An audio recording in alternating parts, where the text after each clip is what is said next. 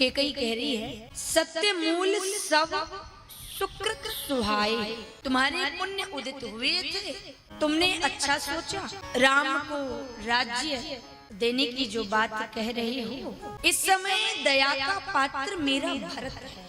और याद रखिएगा, जब हम संपन्नशाली हो जाते हैं तभी हम किसी को दे पाते हैं। जब ज्यादा हमारे पास जो होगा तभी ना हम किसी को दे पाएंगे। तो सबसे बड़ा दया का पात्र मेरा भरत है। तुमने कहा था कि किसको मैं भिखारी बना दूं, किस भिखारी को मैं राजा बना दूं, और किस राजा को इस राज्य से बाहर निकाल दूं। तो जिसको तुम राजा बनाने जा रहे हो उसको इस अवधि से बाहर निकाल लो, वनवासी रूप में वह जीवन यापन करे। और तुम्ही ने कहा था कि किस भिखारी को तुम कहो तो मैं राजा बना दूं, तो सबसे बड़ा भिखारी मेरा भरत है, क्योंकि सबको आमंत्रण दिया गया, सभी को सूचना प्रदान करी गई, लेकिन मेरे भरत को सूचना प्रदान नहीं की गई है। इसका मतलब मैं क्या समझूं? अगर महाराज दशरथ जी गुप्त नीति से राम को राजा बनाना चाह रहे थे, तो फिर ऋषि मुनियों के बीच में उन्होंने बात क्यों रखी? या यूं कहिए कि उन्होंने तीर्थों का जल क्यों मंगाया, सभा क्यों बुलाई? या फिर जिस समय केकई का विवाह किया जा रहा था, उस समय केकई नरेश ने दशरथ जी से एक प्रतिज्ञा ली थी, एक वचन लिया था। क्या वचन लिया था? कि अयोध्या का राजा मेरी बेटी का बेटा ही बनेगा। तो फिर महाराज दशरथ उसी नीति से कार्य कर रहे हैं। आखिर में केकई कहती चली जा रही है, इसलिए बताना नहीं चाह रहे होंगे शायद राजा दशरथ, लेकिन जो मंथरा को भेजा था साथ में केकई के, इसलिए ना भेजा था कि ईमानदारी से घट रही घटना को, अयोध्या के एक एक बात हमारे तक पहुंचाने का कार्य मंथरा तुम्हारा है। तो फिर छुप कैसे सकता है कोई भी राज, कोई भी बात? अयोध्या की सारी सूचना तो केकई नरेश के पास पहुंच ही रही थी। फिर भी केकई कहती है कि आप तापस वेश विशेष उदासी, तपसी का वेश धारण करके राम को बलकल वस्त्रों में आप वनवासी बनाइए। लेकिन जब कहा कि केकई हम एक समझौता कर लेते हैं, क्या समझौता करने के लिए कह रहे हैं? कि तपस्वी का जीवन तो राम वैसे भी साधु हैं, वो जीवन जीजिए। एक कुटिया बना करके मैं, तुम चाहती हो ना कि इस महल के राजा ना बने, महल का राजा एक कुटिया बना करके अयोध्या की ही सीमा में राम को वहां पर रख दूंगा। लेकिन तुम ये समझौता कर लो कि केकई मेरा राम अयोध्या की सीमा के राज्य के बाहर ना जाए। तो केकई ने कहा कि देखो, फिर ऐसा है, उसके साथ में जो बंधी हुई है वो दासी के रूप में जाएगी, और राम के रामानुज हैं जो लखन, वो भी उनके साथ जाएंगे। तापस वेश विशेष उदासी, 14 बरस राम बनवासी।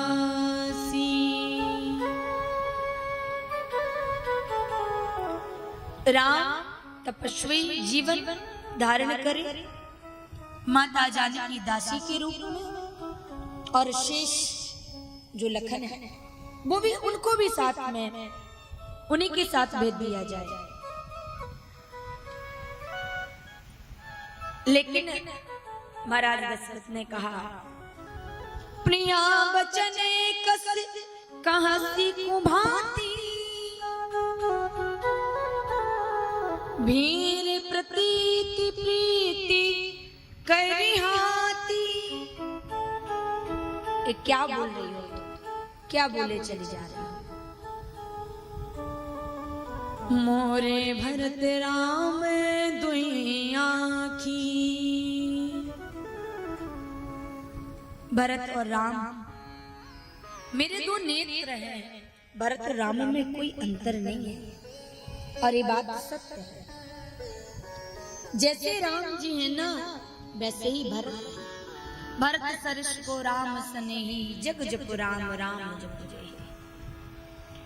मोरे भरत राम दुई आँखी, सत्य कहूं करि शंकर शाखा। मैं भगवान शंकर की सौगंध खा करके कहता हूं, भरत मुझे उतने ही प्रिय हैं जितने मुझे मेरे राम प्रिय हैं। कई सुन नहीं रही है, कुछ भी नहीं सुनना है, बस मैं इतना जानती हूं कि विलंब ना किया जाए और राम को तुरंत वनवास की ओर भेजने की तैयारियां करी जाए। महाराज दशरथ बेहबल मन से जब उसको भवन से बहुत सूरज चढ़ने के बाद जब निकले, समाचार कुछ अच्छा श्रवण करने को मिलेगा, लेकिन आज महाराज श्री राम जी सबसे पूर्व मिले। राम को दशरथ रुदन करते हुए बोल रहे हैं, राम तुम्हारी मां तुम्हें राजा बनाना चाहती थी, लेकिन देखना राम, बाबरी है गई, धन संपत्ति की चकाचौंध ने कैकेयी को राम से निरस्त कर दिया। मैंने दो वरदान देवासुर संग्रामों के समय कैकेयी को मांगने के लिए कहा था, मैं ऋणी कैकेयी का। आज समय आया और उसने मेरे से वो दो वरदान मांग लिए। अच्छी बात है पिताजी, लेकिन आप बताइए वो दो वरदान कौन से हैं? राम कहते हैं, आपका सहयोग कर सकता हूं। दशरथ ने कहा, राम तू मेरे प्राण है, मछली जल से कभी विलग नहीं रह सकती है,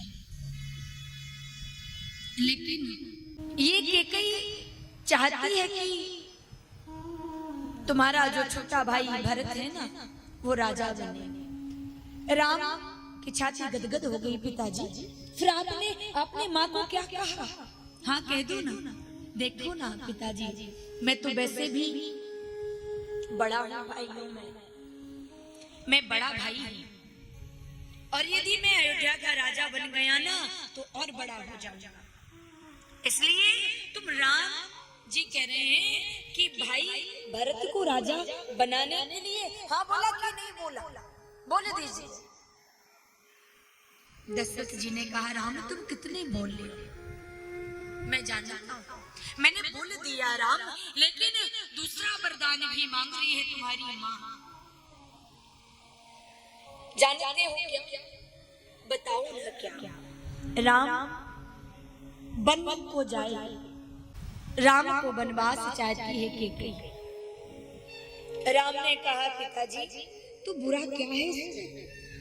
आप नहीं जानते मेरी माँ कैकेयी मुझे कितना प्रेम करती है। देखो तुम्हारी विचारधारा बड़ी छोटी है। ये बात मैं माँ कौशल्या को सुनाऊंगा ना तो माँ बड़ी प्रसन्न हो जाएगी, तुम इस बात को नहीं समझोगे। पिताजी हाँ कह दो ना। बालक का कर्तव्य होता है पिता के वचनों का पालन करना।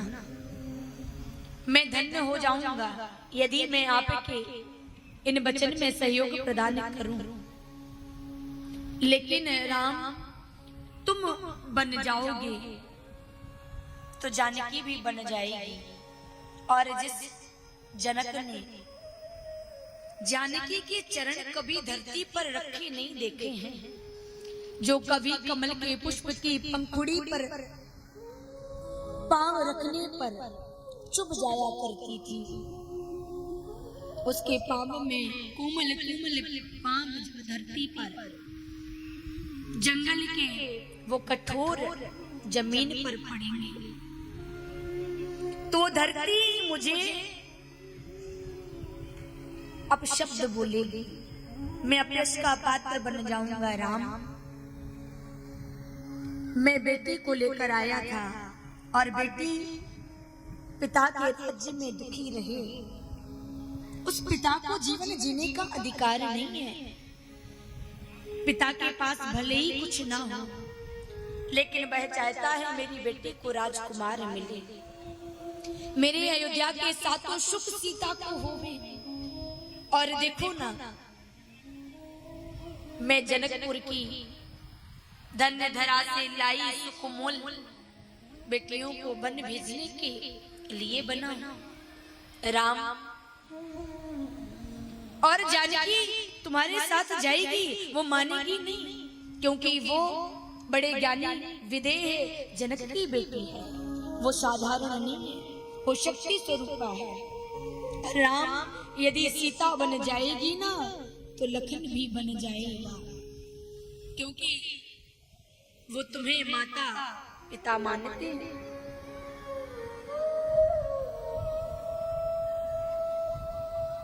लेकिन राम जी हट करने लगे।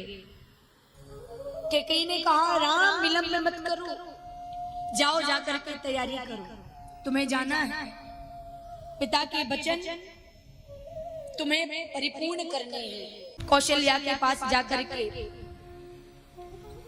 मैं ये समाचार सुना करके आऊं।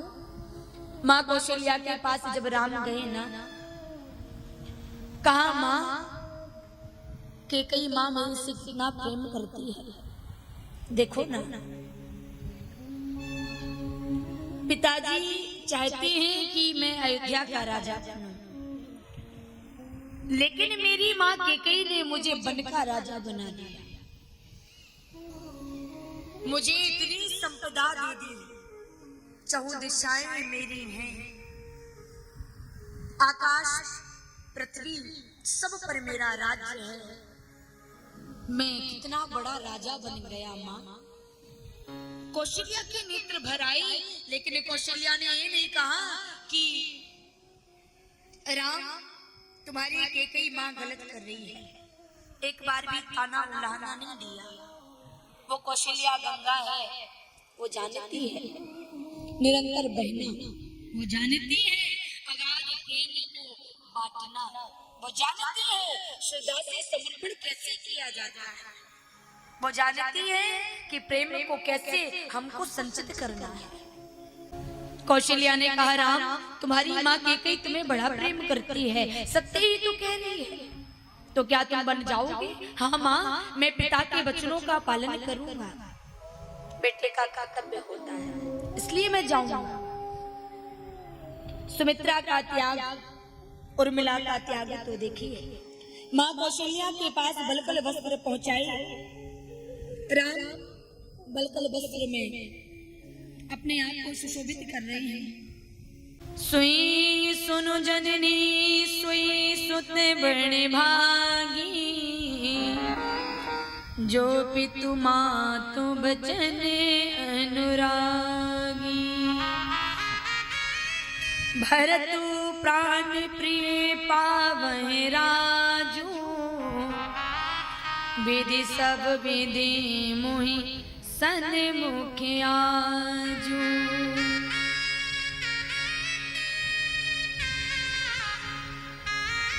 आज माता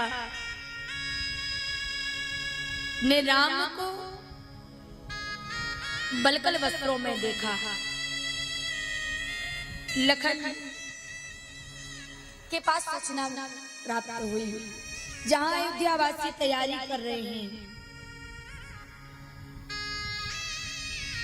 कि आज मेरे राम राजा बनेंगे। अयोध्या की दिशा दशा दोनों ही बदल गई कुछ समय में ही। राजसी कार्य से राम की जगह पर जो कार्यभार संभाल रहे थे लखन महल में आए। सूचना प्राप्त हुई जिनको जो भी तुमात कहूं बन जाना तो कानन सतब दुश्मन। जब लखन ने आकर के ये सुना कि राम को बन जाना है, कैकेयी माँ के दो बचन दो वरदान, पिता ने कैकेयी को वचन दिया था तो आज वो समय रहते कैकेयी ने मांग लिए। अच्छा किया। तो कौशल्या के सामने आकर के राम को बात करते सुना, निर्णय लिया कि भैया राम यदि बन जाएंगे तो मैं भी बन जाऊंगा। कौशल्या रोदन कर रही है, कुछ बोल नहीं रही है, लेकिन यहाँ लखन ने कहा कि मैं माँ सुमित्रा से विदा लेकर के आऊं। उर्मिला से कुछ कहा नहीं, मुख समर्पण लखन जी कर रहे हैं। और जब सुमित्रा के पास जाकर के कहा कि माँ भैया राम वनवास की ओर जा रहे हैं तो क्या मैं उनके साथ बन जाऊं? सुमित्रा माँ ने कहा कि तुम इधर पूछने क्यों आए हो? लगता है मेरे संस्कारों में कमी है, तुम पूछने आए हो। अवध तहां जहाँ राम निवास, जहाँ राम है ना वही तुम्हारी अयोध्या है लखन, इसलिए तुम्हें मेरे से पूछने आने की आवश्यकता नहीं थी। तात तुम्हारी मातु बेदेही, पिता राम सब भांति सने। माता रामा मत पिता रामचंद्र, स्वामी रामा मत सखा रामचंद्र। सब कुछ तुम्हारे राम हैं, तुम्हें राम जी का ख्याल रखना है। माँ जानकी तुम्हारी माँ है। और देखो लखन, तुम्हें स्वामी से पहले जागना, स्वामी के बाद सोना है। सेवक का धर्म बताया। सुमित्रा माँ ने माँ जानकी से कहा, कौशल्या ने सीते तुम मत जाओ, तुम्हें क्या आवश्यकता है वन में जाने की? राम वचन निभा रहे हैं, लेकिन तुम रुक जाओ। दशरथ ने कहा। जानकी कहती है माँ क्या तुम नहीं चाहती हो पातिव्रत धर्म का जब उपदेश दिया जाए तो जहाँ कौशल्या, अनसुईया, गार्गी, सावित्री के नाम लिए जाते हैं, रघुकुल की नीति गाई जाती है, और उस समय लोग क्या कहेंगे कि देखो तो कौशल्या की जो बहू सीता थी, विपत्ति के समय, वन के समय सुख सुविधाओं का त्याग ना कर सकी, बड़े बाप की बेटी थी, इसलिए महल ना छोड़ सकी। माँ क्या तुम नहीं चाहती कि पातिव्रत धर्म का उपदेश जब दिया जाए, राम जब बोला जाए तो सीता अपने आप निकल आई? शर्म से कौशल्या की आंखें नम हो गई। धन्य है सीता, तुम्हारी माँ सुनैना ने बड़े सुंदर संस्कार दिए हैं। अयोध्या को मालूम पड़ा कि राम लखन माँ जानकी सहित रथ की ध्वजा, रथ को सजा करके वन की ओर कर दी गई। भूमि पर पड़े हुए दशरथ बेहबल हो रही है, रुदन कर रही है। राम सीता को मत ले जाओ, सीता को देख करके मैं राम मेरे पास है ऐसा मान लूंगा। इसलिए अयोध्या वासियों ने जब देखा कि आज मेरे राम को बन जाना है, नेत्र नीचे कर अयोध्या वासी खड़े हुए हैं।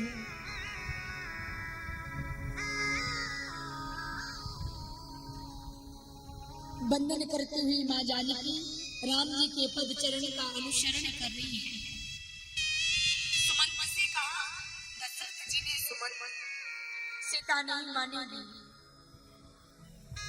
एक काम करना, राम नहीं मानेंगे। पिता की नजरों में पुत्र कितना भी बड़ा क्यों ना हो जाए, लेकिन वह पुत्र पुत्र ही रहता है। घुमा करके सुमंत वन दिखा करके वापस ले आना, जानकी को मत छोड़ना, राम को ले आना वापस। सुमंत ने रथ में बिठाया और साथ में चले सुमंत। तभी सुमंत भजन सुनाई, कर बिन तीरथ राम चढ़ाए।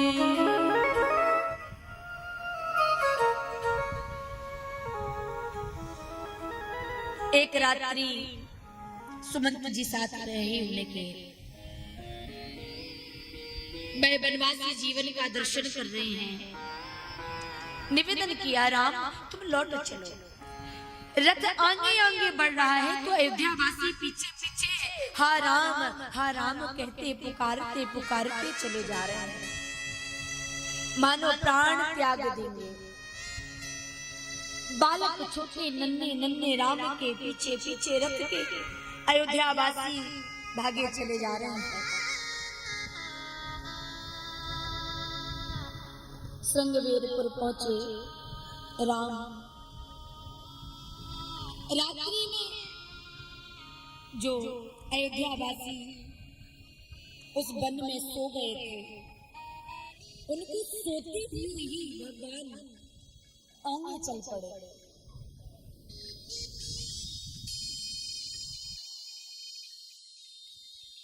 सुमंत जी को विदा किया, चढ़ी रथ से सहित दो भाई,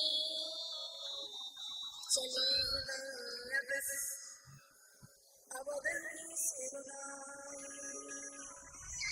चलत राम लखन अवधाना था, विकल लोग सब लागे सादा।